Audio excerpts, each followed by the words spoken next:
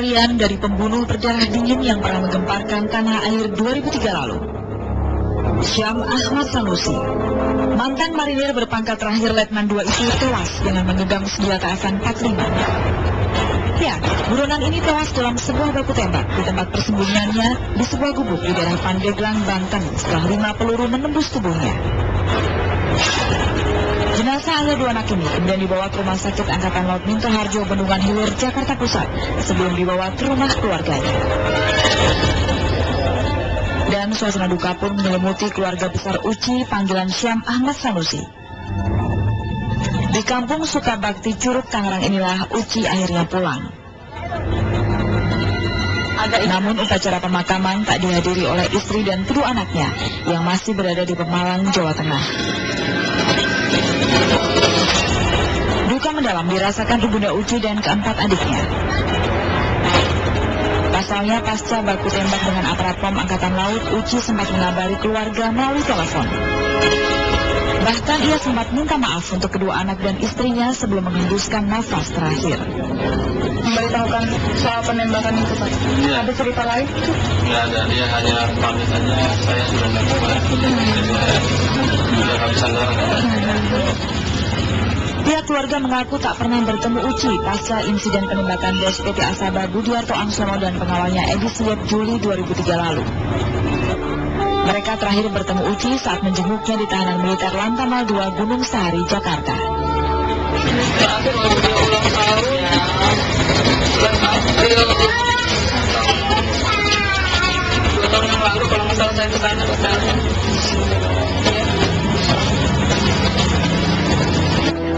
Ya, 5 peluru yang menembus dada, perut, dan kemaluan Uci akhirnya menghentikan petualangan dan pelariannya. Sejak kabur dari tahanan militer Lantamal 2 Jakarta 5 Mei 2005 lalu. Penangkapan terhadap Uci dimulai sekitar pukul 2 dini hari oleh personal POM Angkatan Laut dibantu dengan petugas kepolisian Polda Metro Jaya. Saat penangkapan sempat terjadi baku tembak antara petugas dengan Uci. Petugas baru bisa melumpuhkan Uci sekitar pukul 6 pagi. Akibatnya 3 orang aparat terluka. Mereka yang terluka adalah Letko Ananta, Letu Dodi, dan Kopda Iwan. Ketiganya kemudian dilarikan ke Rumah Sakit Angkatan Laut Minto Harjo, Setiabudi, Jakarta Pusat. Kemudian saya dobrak pintu gubuk tersebut, saya perintahkan Sam untuk angkat tangan. Tapi perintah saya tidak dihiraukan oleh Sam, dia malas menembak saya sehingga saya kena tembus dada saya sebelah kiri. Dalam keadaan terluka, saya membalas tembakan Sam. Saya tembak juga dadanya Sam, sehingga Sam terkapar. Kemudian dibantu oleh anggota saya. Saya tidak tahu apakah pada waktu saya tembak Sam itu langsung tewas atau masih bergerak, saya tidak tahu, karena habis itu saya langsung mengevakuasi anggota saya yang terluka. Saat ini aparat sudah mengamankan sebuah senjata jenis safen dan beberapa barang bukti lainnya dari gubuk persembunyian Uci. Aparat juga mencari pemilik tanah di mana Uci tinggal, juga mencari tahu hubungan antara pemilik tanah dengan Letnan Syam Ahmad Sanusi. Ya, karena oknum marinir ini memang terkenal licin, Uci merupakan satu dari 2 pelaku pembunuhan diri PT Asaba Budiarto Angsono dan asistennya Edi Suyep Juli 2003 lalu. Syam dan rekannya sesama anggota marinir Kopdas Utrusi adalah orang suruhan dari Gunawan Santosa, menantu Budiarto Angsono sendiri.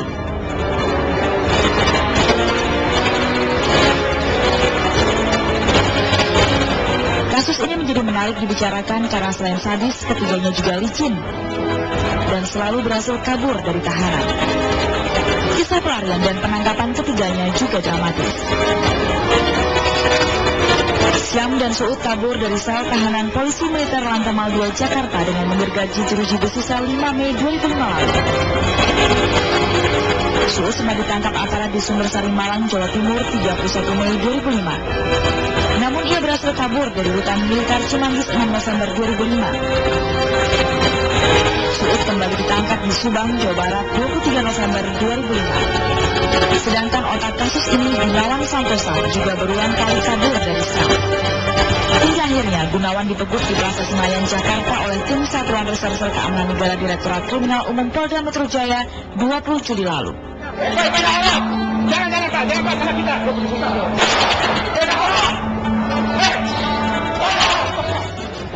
Dengan tewasnya Letda Marinir Syam Ahmad Sanusi, daftar pencarian orang atau DPO kasus Asaba pun habis.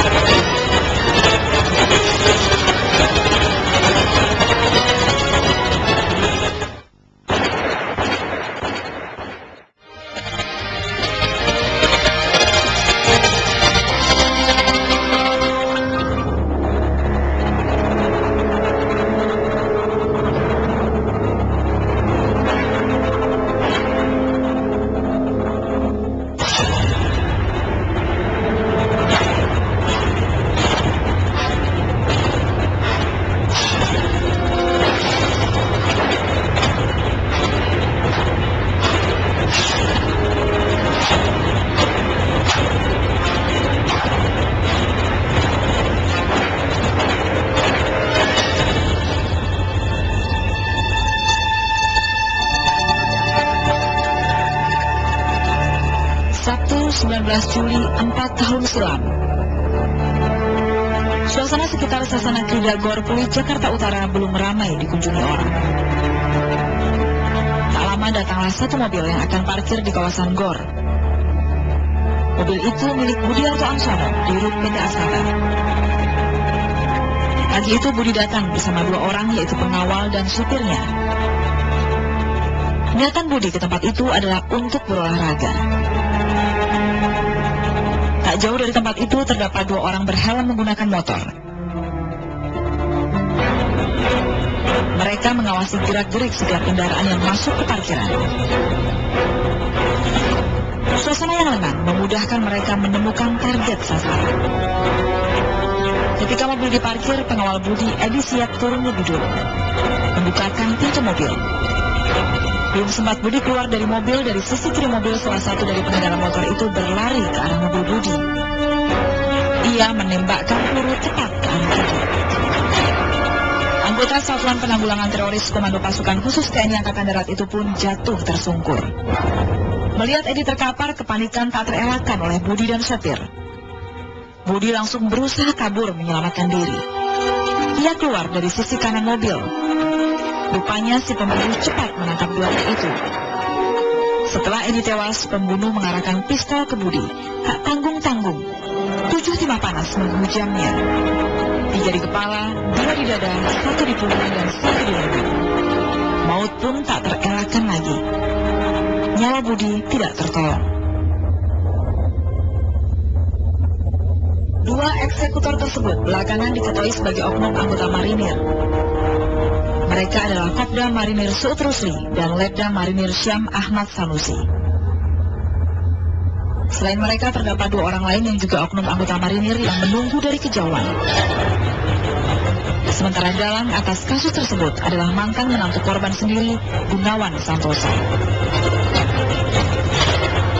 Perseteruan keluarga, atau tepatnya menantu dan mertua keluarga Angsono ini memang mirip adegan film-film saja. Sang otak pembunuhan dan orang suruhannya licin seperti belut. Diawali dengan pelarian dua oknum anggota marinir, orang suruhan Gunawan. Su'ud Rusli dan Syam kabur dari rumah tahanan Lantamal 2 Gunung Sahari, Jakarta 5 Mei 2005 dengan menyergaji jeruji besi sel tahanan. Semua kekuatan pun dikerahkan guna menangkap kembali terpidana mati yang dikenal licin itu.